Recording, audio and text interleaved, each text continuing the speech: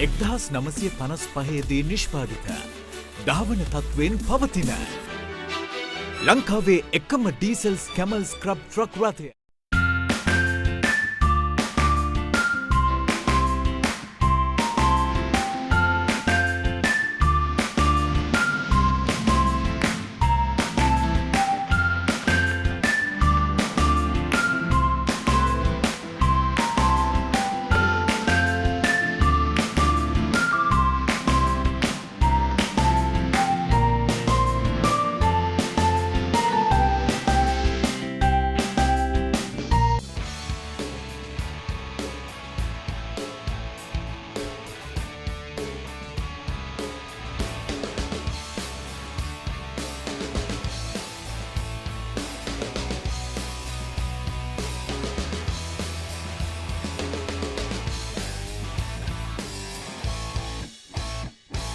මොකද්ද මේ වාහනේ මොකද්ද මේ 3 wheel එක අලුත් 3 wheel එකක්ද පරණ 3 wheel එක 3 wheel කියන දේ තිබුණේ ආවේ අලුතෙන් කියලා ඔයගොල්ලන්ට හිතුණා සමහර අය බැලුවා අතීතයේ තිබ්බ නිකන් ක්ලාසික් 3 wheel එකක්ද මේ කියන දේත් කට්ටිය බැලුවා මේ තරම් ලොකු 3 wheel තිබ්බද ඒ වගේ විවිධ දේවල් අපිට Facebook එකකින් ප්‍රශ්නත් අහලා තිබ්බා ඔව් 3 wheel එකක් තමයි හැබැයි අරුම පුදුම 3 wheel එකක් විදියට මේක හඳුන්වන්න පුළුවන් කමක් තියෙනවා තනි වාහනේ යකඩ යුද්ධ ටැංකියක් වගේ හොඳ වෙලාවට මේවා ටිකක් මං හිතන්නේ යුද්ධ කාලේ හොයාගන්න නැති වෙන්නේ නැති LTT එකට නමුත් බැලුවාම ඒ වගේ පාවිච්චි කරන්න පුළුවන් බොහොම ශක්ති ශක්තියෙන් තියෙන එක.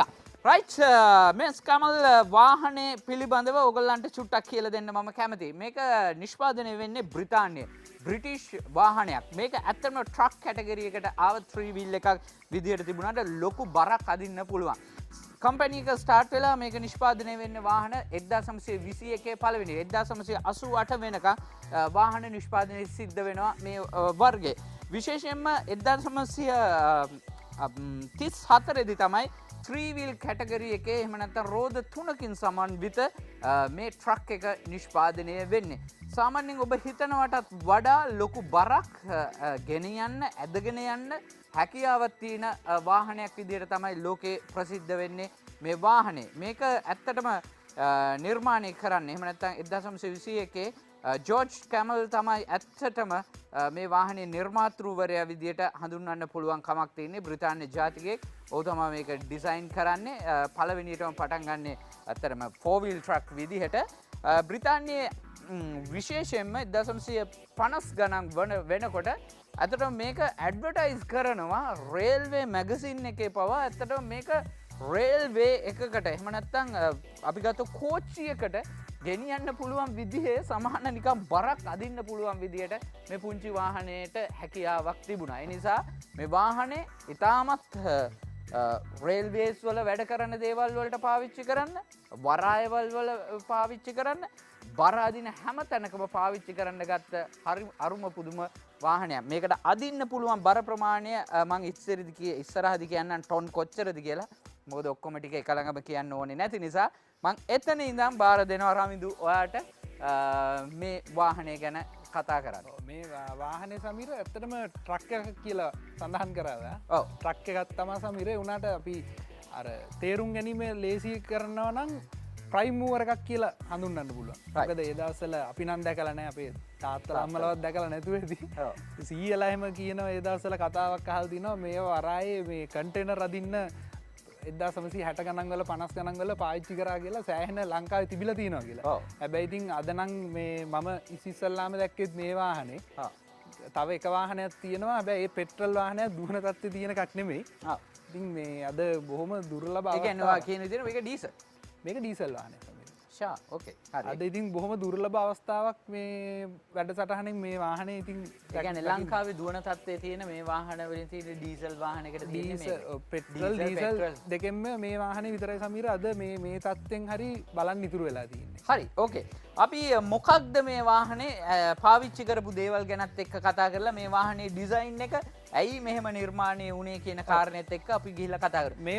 මේක මොකක්ද අවුරුද්ද? මේ වාහනේ සමීර ස්කැමල් ස්ක්‍රබ් කියලා කියන්නේ. ස්ක්‍රබ් සීරීස් 2 කියන මාදිලියේ මේ ප්‍රයිම් මූවර් එකක්.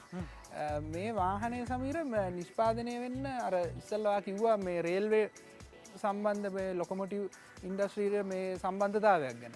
ඇත්තටම ඉස්සල්ලාම බ්‍රිතාන්‍ය රේල්වේ මේ සමාගමෙන් තමා සමීර මේ කන්සෙප්ට එක හඳුන්වල දෙන්න. කියන්නේ බ්‍රිතාන්‍ය ඇතුළත බඩු බාහිරාදිය කෝච්චි වලින් ගියාට පස්සේ කෝච්චියෙන් බාන බඩු ඩිලිව කරන්න ඩොමස්ටික් ඩිලිවරි සර්විස් එකක් කෝච්චියක් වගේ පාර යන කෝච්චියක් හදන්න ඕන.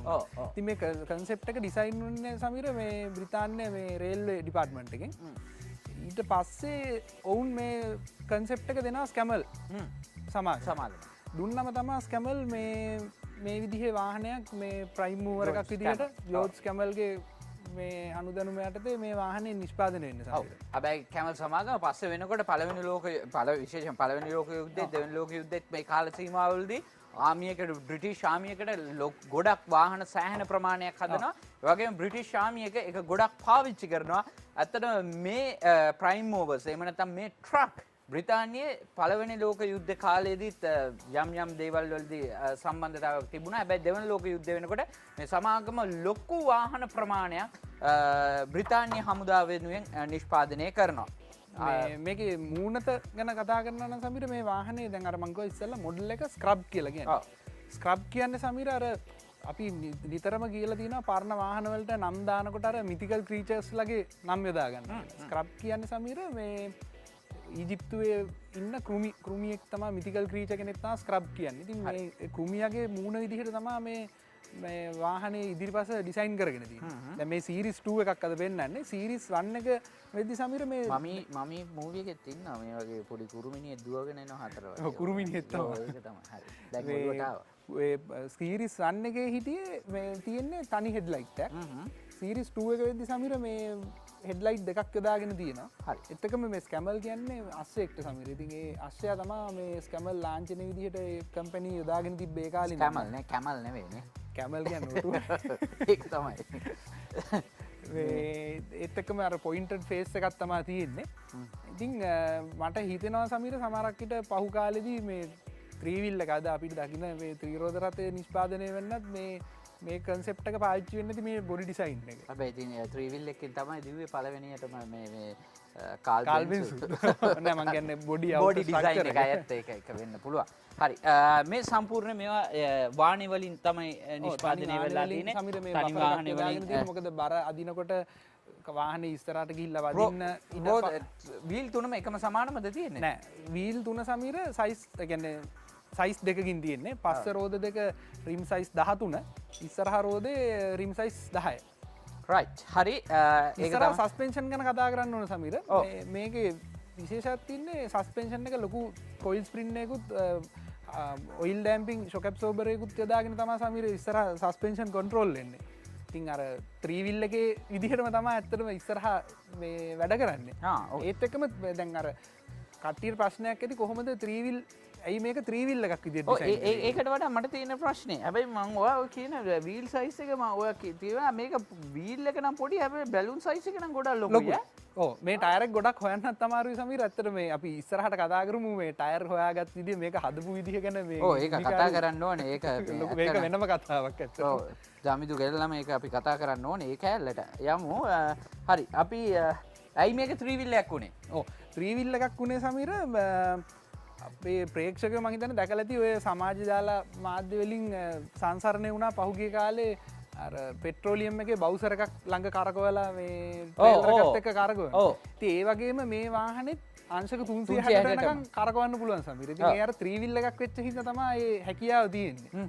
ඒ හින්දා තමයි මේක ත්‍රිවිල් එකක් විදිහට ඩිසයින් කරගෙන ඉන්නේ.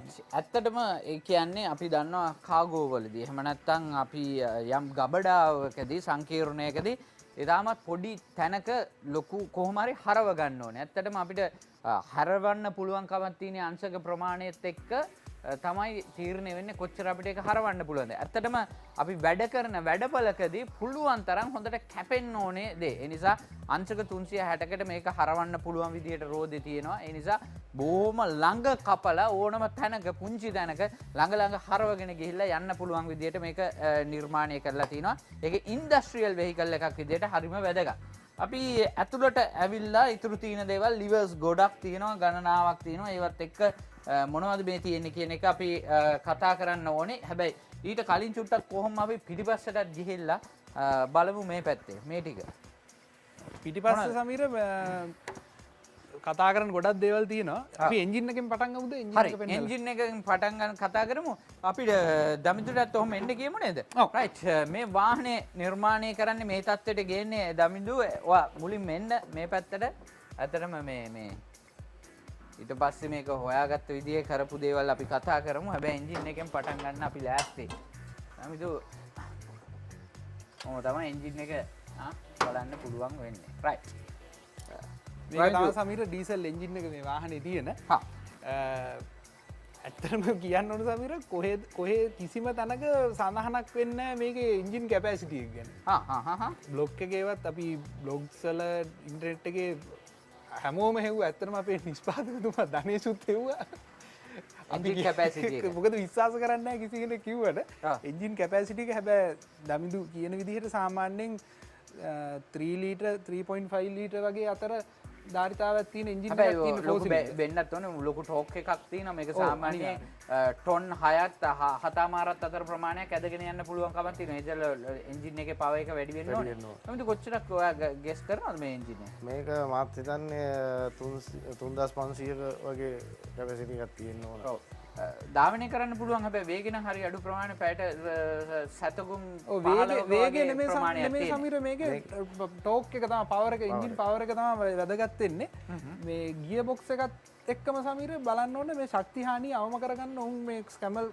සමාගම යොදාගෙන තියෙන උපක්‍රමය කෙලින්ම ඩිෆරන්ෂල් එකට තමයි ඩිරෙක්ට් ගියර් බොක්ස් එක මේ ගියර් බොක්ස් එක එන්ජින් එකේ ඩිෆරන්ෂල් එක කියන්නේ ෂාෆ්ට් එකක් චේන් එකක් එහෙම කිසිම දෙයක් නැහැ කෙලින්ම ඩිෆරන්ෂල් එකට තමයි මවුන්ට් වෙලා තියෙන සමහර. ඒ කියන්නේ ශක්ති හානිය අවම කරගෙන ටෝක් එක උපරිමයටම ලබා දීලා අර ටොන් 6ක් අදින්න පුළුවන් මේ අපි කියන්නේ සාමාන්‍ය තේරෙන භාෂාවෙන් කියන්නේ ගෙඩිය කියලා කියන්නේ නේද? ඩිෆරන්ෂල් එකේ ගෙඩිය කියලා කියන්නේ මේ තියෙන්නේ එතන තමයි තියෙන්නේ.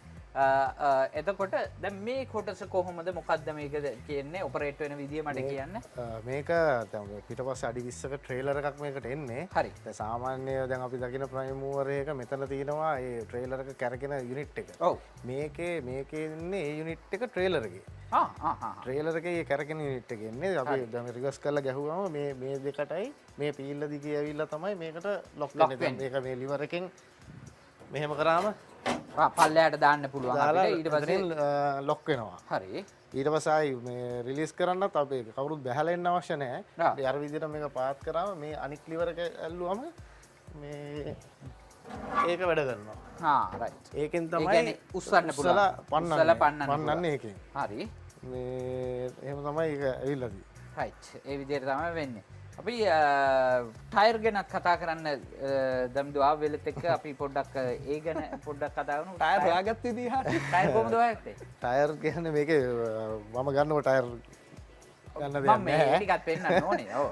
මේ ඊට පස්සේ මම අනික් ඒවා ටික හදාගෙන ගමන් දැන් ටයර් තමයි ලොකු ප්‍රශ්නේ මොකද 13 කියන්නේ සාමාන්‍ය කාර් එකක සයිස් එකක් ඉස්සරහා 10 තියෙන කියන්නේ සාමාන්‍ය මිනි මයිනර් එකක ඉන්නේ රිම් සයිස් එකනේ 10. ඉතින් බැලුන් සයිස් වැඩි ඉඳන් මම පංචිකාවත් වටේම ගියා තිබුණ නැහැ. ඊට පස්සේ මම එන ගමන් නිකමට එක්කෙනෙක් ඉඳලා මම ඇහුවම එයා ඉතින් කිව්වා තියෙනවා කියලා. මම ඇහුවා මේ මාත් පුදුමයි. මම කිව්වා බලමුකෝ කියලා. එයා ඒක ඇතුළට කියලා කඩේ ඇතුළට ගියා බ්‍රෑන්ඩ් නිව් ඩන්ලොප් ටයර් එකක් අරන් ආවා. මේ ඊට පස්සේ ඇහුවා මගේ මොකකටද කියලා. මම ඇත්තටම කිව්වේ නැහැ මොකකටද කියලා. මම කිව්වේ ලයිට් එන්ජින් එකකට කියලා. මොකද කිව්වොත් එහෙම අපේ විශ්වයේ ගණන් වෙනස් වෙනවා. ලයිට් එන්ජින් එකට මයි තාත්තා ගියේ. ඊට පස්සේ මම කිව්වා තව එකක් ඕන කියලා. අතොල්ලේ තව එකක් කරනවා බ්‍රෑන්ඩ් එක. ඊට පස්සේ මම කිව්වා 10 සයිස් එකක් කිව්වා. ආයෙ මගේ මුහුණ දැම්මා මාත් මොකටද? මම කිව්වා නෑ ඒක ඉස්සරහට තියෙන්නේ 10 කියලා. ඒ පාර ඒත් ගෙනාව බ්‍රෑන්ඩ් නිව් ටයර් එකක්. ටයර් දෙකක් ගෙනාව ඊට පස්සේ කොහොමරි ලොකු ගාණක් කිව්වා මම කිව්වා එච්චර වැඩක් නෑ අතරම. මම හිතුවේ නෑ ඉතින් කොහොමරි කතා වෙලා මගේ ගානට ආවා. මම අරගෙන මම ඇත්තට මගේ කාර් එකේ ගිහලා ලුරියක්වත් කතා කරේ නෑ මම කාර් එක තුල පටු ගත්තා මම හිතාගන්න බැරි දෙයක් සීට් ටු ඩිස්ප්ලේයකටම ගෙනාවු ටයර් සෙට් එක සමීර බලන්න. දාලා මේ මම ස්ටාර්ට් කරලා ඔව් එන්න ඇවිදලා මම ආයෙත් මට සැකේන මම නිකන් සැටරේ පාත් කරලා ඇහුවා මේක මොකටද අපි කරන්නේ මේක අපේ තාත්තගේ කාලේ ඒ මනුස්සයාට වයස 50ක් විතර එයාගේ තාත්තගේ කාලේදී ඔය යාඩ් එකකින් ගත්ත එක අර ස්කැමල් කියලා රෝද තුනේ ලොරියක් ආවා ඒකට ආව රෝද කිව්වා මම එහෙම කියලා මම ඒකට තමයි ගෙනියන්නේ කියලා මෙයා ඉතින් කියනවා මගේ මෙච්චර කාලයකට මේ සයිස් රෝද හොයාගෙන ආවේ නෑලු කවදාවත් තව සෙට් එකක් තියෙනකල ගෙනියන්න දෙන්න කිව්වා මට ඒක කාටවත් දෙන්න කෙනෙකුත් නැහැ මං අරින්න. ඒක නිකන් දෛවය සහ දෙවියෝ දීපු දෙයක් විදියට තියෙනවා. අපි මේ වාහනේ ඔන්න ඉස්සරහ දේවල් බලන්න ඕනේ. හැබැයි වටිනම දේ තමයි කොහොමද මේ වාහනේ මේ තත්ත්වයට ගෙනාවේ කියන එක දමිඳු කරපු දේ පිළිබඳව අපි චුට්ටක් ඕගලන්ට පෙන්වන්න ඕනේ.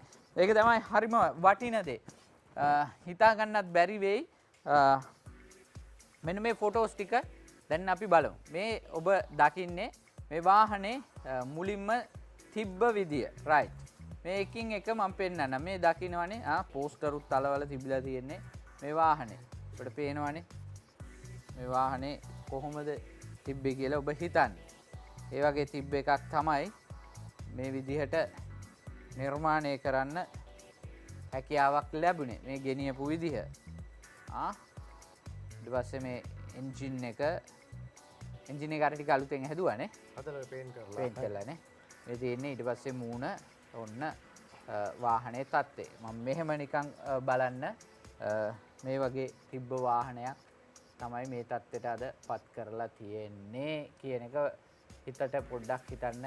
කොහොමද ක්ලාසික් දෙයකට මේ වගේ දෙයකට තියෙන උනන්දුව, කැපවීම, ආසාව සහ එහෙම දෙයක් පස්සෙලා තියෙන දෙයක් ගොඩ නගලා තියෙන එක. ඇයි මේ වගේ පස්සෙලා තිබ්බ දෙයක් ඔයාලට හදන්න හිතුනේ? පොඩි කාලේ තමයි තාත්තලා කාලේ තමයි ඉතින් ආසාව දින්නේ ඕල්ට. ඔය එකම තමයි ඉන්නේ.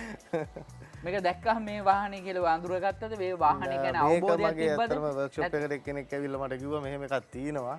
පොඩි ගාණක් ඇත්තටම කිව්වේ පොඩි ගාණකට ගන්න පුළුවන් කියලා කිව්වම මම ඒ පාර ගියා. මහියංගනේ ගන්න තමයි තිබ්බේ. මහියංගනේ තිබ්බේ මහත්තුන් ගිහලා මම මේ මහත්තුන්ට කතා කරා. ඒ මහත්තුන්ට සාමාන්‍ය ගාණක් කිව්වා. මට ඒ වෙලේ ඇත්තටම කරන්න අමාරුයි. මම ආයෙ ඇවිල්ලා දෙවනි පාර ගිහිල්ලා තමයි මම ගත්තේ. මේ මාතර මාතර බලන්න කියලා කිව්ව කෝල් එකකුත් දාලා මේ මාතර සතුටු වෙනවා මේක මේ තාත්තට හැදුවට.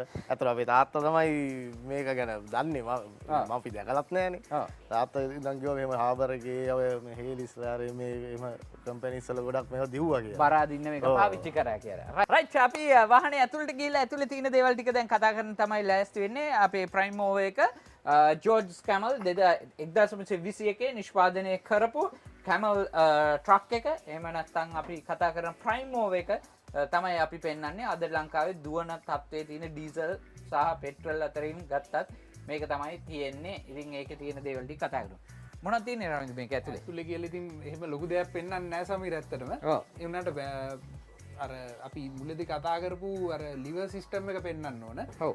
අර දමිදු ඉස්සෙල්ලා කිව්වා වගේ මේ ලිවර් එකෙන් තමයි සමීර මේ ට්‍රේලර් යුනිට් එක ලොක් කරගන්නේ. මේ ලිවර් එකෙන් අනික් ලිවර් එකෙන් තමයි රිලීස් කරගන්නේ. ඒත් එක්කම හෑන්ඩ් බ්‍රේක් ලිවර් එක දීලා තියෙනවා. ලිවර්ස් තුනක් තියෙනවා. ඉදිරිපස. ඒත් එක්කම පෙඩල්ස් යුනිට් එකේ නෝමල් වෙන විදිහට වෙනවා.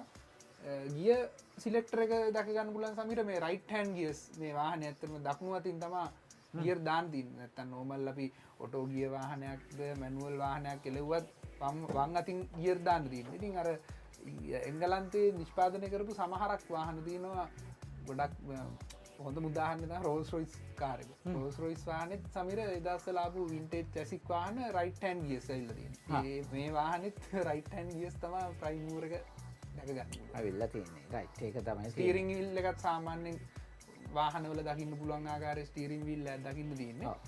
ඒත් එක්කම මීටර් පැනල් එකක් තියෙනවා සමීර. බේසික්ම මීටර් පැනල් එකක් තියෙන්නේ.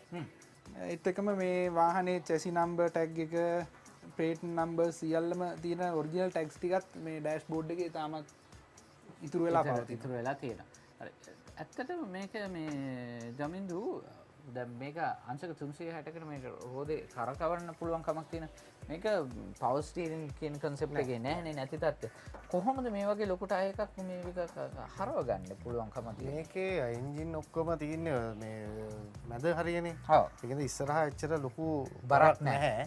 කියන්නේ දැන් නවත්තලා තියෙද්දි කපන්න තදයි. ඒ පොඩ්ඩක් හරි ඉස්සරහට ගන්නකොට ෆුල්ම අනිත් පැත්ත හැරෙන්නම ස්ටීරින් එක කපන්න පුළුවන් තියෙනවා. බ්‍රේක් සිස්ටම් එක ගැන කතා කරන්න ඕන සමීර. මේ අපිට අමතක වෙච්ච දෙයක්. මම හිතන්නේ කවුරුත් අහලා තියෙනවා කියලා මෙකැනිකල් සර්වෝ බ්‍රේක් සිස්ටම් එක සමීර තියෙන්නේ. ඒ කියන්නේ ඔයිල් නෑ.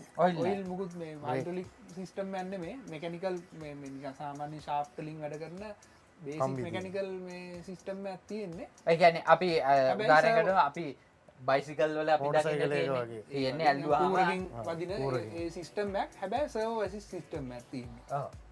වැකුම් වලින් තමයි යුනිට් සිස්ටම් එක බලන්න පුළුවන්කමක් තියෙනවද? හැකියාව අපේ මෙතන බ්‍රේක් සිස්ටම් එක කියන්නේ මේ අර සර්වෝ ඉන්සල් එකේ දෙපැත්තෙන් තියෙනවා මේ තියෙන්නේ. බ්‍රේක් එක පාගලා පෙන්නන්න. හරි. මේ මෙතන තියෙනවා කම්බියේ එහා පැත්තේ මෙහා පැත්තේ දෙක. මේ බලන්න මෙන්න මේක තමයි කියන උර. ආරයි. ඇදෙනවා. මේ බ්‍රේක් එක පාගනකොට ඇදෙනවා. එකෙන් එක ලොක් වෙනවා. ඒක ඩිෆරන්ෂල් එකෙන්ද ලොක් එක ගන්න රෝද එකමද තියෙන්නේ? රෝද එක තියෙන්නේ. රෝදේ ලයිනර්ස් වලටමයි තියෙන්නේ. හා. මේ ඒත් එක්කම සමීර මේක හබ් එක තියෙන්නේ මේ ෆුල් ෆ්ලෝටිං හබ් එකක් තියෙන්නේ මේ සාමාන්‍යයෙන් අද කාලේ දකින්න ලොරි වල වගේ තියෙන ෆුල් ෆ්ලෝටිං හබ් එකක් තමයි යොදාගෙන තියෙන්නේ. ආ රයිට් හරි. වටින දෙයක් තමයි මේක තියෙන්නේ. සර්වෝ එක හැටියට තියෙන්නේ අර දැන් මේ අලුත් වාහන වල වගේම බ්‍රේක් පෙඩල් එක අපිට බුරුල් කරලා දෙන්නනේ. ඒ දේම තමයි වෙන්නේ ඉස්සරහා මේ ෆ්ලෝ බෝඩ් එක යට හයි වෙන යුනිට් එක. ඔව්. ඒකෙන් වෙන්නේ තර වැකුම් පිරීලා අලුත් ලොරි වල වගේම තමයි අරක වැඩ කරන්නේ ඔයිල් නැති වුණාට. මෙකැනිකල් සට් තමයි තියෙන්නේ. අර පෙට්‍රල් එන්ජින් මේ එන්ජින් එක ගැන තා පොඩි දේවල් ටිකක් තියෙනවා සමීර කියන්න. මේ එන්ජින් එක සමීර සාමාන්‍යයෙන් පර්කින්ස් කියන සමාගමෙන් තමයි නිෂ්පාදනය කරලා තින්නේ. පර්කින්ස් අදටත් නිෂ්පාදනය කරනවා ට්‍රැක්ටර් එන්ජින් ඒත් එක්කම ජෙනරේටර්ස් වලට ලොකොමොටිව්ස් කෝච්චි වල එන්ජින් අදටත් ඩීසල් එන්ජින් නිෂ්පාදනය කරන සමාගමකින් තමයි නිෂ්පාදනය කරලා තියෙන්නේ මේ එන්ජින් එක. මේකෙන් ඒත් එක්කම සමීරම අපි අර කතා කරා ඉස්සෙල්ලා මේකේ කැපැසිටියක් ගහලා නැහැ කියලා. ඒ උනාට පෙට්‍රල් එන්ජින් එක 2 ලීටර් පෙට්‍රල් එන්ජින් එකක් තමයි පෙට්‍රල් වාහනේට ස්කැමල් එකට ඇවිල්ලා තියෙන්නේ. රයිට්. මේ ට්‍රේලර් එක මේකේ දැන් මේ රිලීස් කරනවානේ අපි මේ තියෙන එක. ඒකත් මෙකැනිකල් සිස්ටම් එකෙන් මේ තියෙන්නේ. එතකොට බරක් එක්ක අපි කියමු මේක සාමාන්‍ය ටොන් 6 මාරක බරක් ගෙනියන්න පුළුවන් විදිහට තමයි මේක නෙරා. එතකොට වැකියුම් එකක් හයිඩ්‍රොලික් සිස්ටම් එකකුත් නැති තත්ත්වයක් තියෙනකොට මේක රිලීස් කරගන්න ඒ වේට් එකත් එක්ක පුළුවන්. පුළුවන්. මේක මේ පීල්ලක් හැටියට තමයි මේ චැසි එක තියෙන්නේ. ඔව්. මේකෙන් රිවර්ස් කරනකොට මේක ගිහලා වැදුනම මේක දිගේ රෝද දෙකක් එනවා. මේක දිගේ. රෝද දෙකක් රෝලර් දෙකක් එනවා මේක දිගේ. එතකොට ට්‍රේලර් එකේ තියෙන මේ ස්ටෑන්ඩ් එක ඇකිලෙන ඔටෝ. ඇකිලෙනවා තමයි මේකට එන්නේ. ඇවිල්ලා මේ දෙකෙන් තමයි අල්ලගන්නේ. මේ ස්ප්‍රින්ග් දෙකක් මේ දෙකත් ලෝඩ් වෙනවා පස්සට. හරි. ඊට පස්සේ තමයි මෙතන ලොක් වෙන්නේ. ඒකයි අර අපි රිලීස් කරනකොට මේක පාත් කරාට පනින්න නැති වුණාම තමයි මේකෙන් උස්සලා පන්නලා දෙන්නේ. නැත්තම් අර ගැලවෙන්නේ නැහැ. ට්‍රේලර් එක අපි මෙහෙම තිබ්බට පස්සේ මේ වාහනේ තමයි රිවර්ස් කරලා ඇතුළට දා ගන්න ඕනේ බර. රයිට්. එයා ඔටෝ මේව දිගේ ඇවිල්ලා තමයි ලොක් වෙන්නේ. ලොක් වෙනවා. රයිට්. බහින්න ඕනේ බහින්න කරන්න ඕනේ හරියට රිවර්ස් කරගත්තා නම් ලිවර් සිස්ටම් එක දාලා ලොක් කරගෙන ඇදගෙන යන්න ඔටෝ ලොක් කරගන්න අපිට පුළුවන් කමක් තියෙනවා. ඇත්තට මේ කාලේ ඉතින් ඒ ඩ්‍රයිව් කරපු කට්ටිය මේක ඉතින් ඇඟේ කෑල්ලක් වගේ තියෙන්නේ නැති කියන එක අපි විශ්වාස කරනවා. දැනට තව දැන් මේක ඉවර කරන්න තියෙන කොටස් ටික මොනවද මේකේ? මේකේ මං ගන්නකොට තිබුණේ නැහැ මේක දොරවල් දෙක තිබුණේ නැහැ. ඒ දොරවල් දෙක හදන්න ඕන මම දැන් ඉස්සරහට ටික කරන්න ඉන්නේ. ඒ ටික වාඩි වෙන්න තියෙන එක සීට් කුෂන් කරන්න ඕන පොඩි වැඩ ටිකක් තියෙනවා. දැන් මේක ධාවන තත්ත්වයේ තියෙනවා. ඔව් මම ගිය අවුරුද්දේ අලුත්ගම ගිහිල්ලා ආවා. ඒක පොඩි රැලි එකකට අලුත්ගම ගියා. කොළඹ හැමතිස්සෙම එක්සිබිෂන්ස් වලට රැලිස් වලට පැදගෙන යන්නේ. රයිට්. ඒකට කිසිම ප්‍රශ්නයක් නැහැ. ප්‍රශ්නයක් නැහැ. කන්ටිනියස්ලි මේක දුවන්න පුළුවන් කමක් තියෙනවා. රයිට්. නැවතුවට පස්සේ ඉතින් සාමාන්‍යයෙන් තෙල් කොච්චරක් විතර ෆුල් ටැංකියට කොච්චරක් විතර වෙයිද තෙල්? මම ෆුල් ටැංක් ගහලා නැහැ නේ. අවශ්‍ය වුණෙත් නැහැ. සාමාන්‍යයෙන් තෙල් කොච්චරක් විතර වගේ වැඩ කරනවද? හිතන්නේ. එහෙම කියලා බලන්න 10ක් 10ක් වැඩ කරනවා නම් ඉතින් ප්‍රයිමෝ එකක් නෑ ඩීසල් හැබැයි මෙහෙමයි දැන් අනික අපි වාහනත් එක බලමු මේක ඩීසල් හොඳටම කරනවා ඒක. ඔව් ඒක තේරෙනවා ඒ කියන්නේ දුවන විදියෙන් මේ නෑ ඇත්තටම තාම බරක් දාලා මේක ගිහිල්ලා නැති නිසා ලෝඩ් කරලා නැති නිසා හරියටම මේකේ ප්‍රමාණය මේකත් බනින්න බෑ සාමාන්‍යයෙන් එන්ජින් ට්‍රේලර් එකත් මේක හදන්න තමයි මම දැන් හිතාගෙන ඉන්නේ. නීත්‍යානුකූලයිද මේක පාරේ දුවන්න? ඔව්. එම් ප්‍රශ්නයක් නෑ. ඒක රෙජිස්ට්‍රේෂන් දිය. රයිට්. රෙජිස්ට්‍රේෂන් එක ගැන කතා කරන්න ඕන සමීර. ඔව් ඒක තමයි. මේ අපි පළවෙනි වතාවට තමයි මේ IC කියන නම්බර එක පෙන්වන්නේ. ඔව්. අර අකුරු දෙක ආවන සමීර 1940න් පස්සේ CE CY CL CN EY EL EN වෙනකන් ආවා. ඊට පස්සේ මේ IC කියලා නම්බර එකක් දැක්කම කට්ටිය බලද්දි මොකද්ද කියලා IC නම්බර එක සමීර දුන්නේ ඩීසල් වාහනවලට. හරි. ඒත් එක්කම CV කියලා තව නම්බර එකක් දුන්නා. ඒ කියන්නේ වෑන් ඒ කියන්නේ පොඩි සාමාන්‍ය කුඩා ප්‍රමාණයේ වෑන් ලොරි ඒ වගේ ආපු පොඩි කමර්ෂල් පර්පස් ආපු වාහන වලට පෙට්‍රල් වාහන වලට CV කියලා නම්බර එකක් දුන්නා. මේ IC කියන එක තමයි ඩීසල් වාහන වලට තිබුණේ. එහෙම තමයි දැන් මේ පරණ වාහනවල සිග්නල් ඒවම නැහැනේ. ඔව්. ගොඩක් ගිය හැම දෙයක මේකදිම ඒව හයි කරන් යනවා. ඉතින් අපේ මිනිස්සු කරන්නේ වෙන්නේ බොරුවට හයි කරගෙන ගිහිල්ලා වැඩේ වුණාට පසයි ගලවන. ඒ වගේ දේවල් බොරු දේවල්. ඔව් ඇත්තටම ඉස්සර කාලේ තිබ්බ පරණ වාහන වලට ඒ පරණ විදියට තියෙන්න ඕනේ. ඒක තමයි ක්ලාසික් කියලා කියන්නේ. ඒ නීති ඒ විදියට ලෝකයේ හැමතැනකම මේ විදියට තියෙනවා. මම හිතන්නේ ඒව ගැන අවබෝධයක් ඇත්තටම තියෙන්න ඕනේ. ක්ලාසික් වාහනේ ක්ලාසික්. ඒකයි ඒක ඒ කාලේ පාරවලදී. මොකද මේ ලංකාව කියන රට පොඩි වුණාට සමීර තියෙන පරණ වාහන එකතු කරන කලෙක්ටර්ස් සෑහෙන ප්‍රමාණයක් තියෙනවා. සෑහෙන ලොකු කමියුනිටි එකක් ඉන්නවා. Thank you very much Ranju. Thank you very much. ඉතාමත් හොඳ දෙයක් අද දවසේ ගෙනාවා. වටින දෙයක් ලංකාවේ පස්සෙලා යන්න ගියපු දෙයක් අද පාරට ගෙනල්ලා තියෙනවා. ඒකට සුබ පැතුම් ඔටෝවිෂන් ටීම් එක විදියට.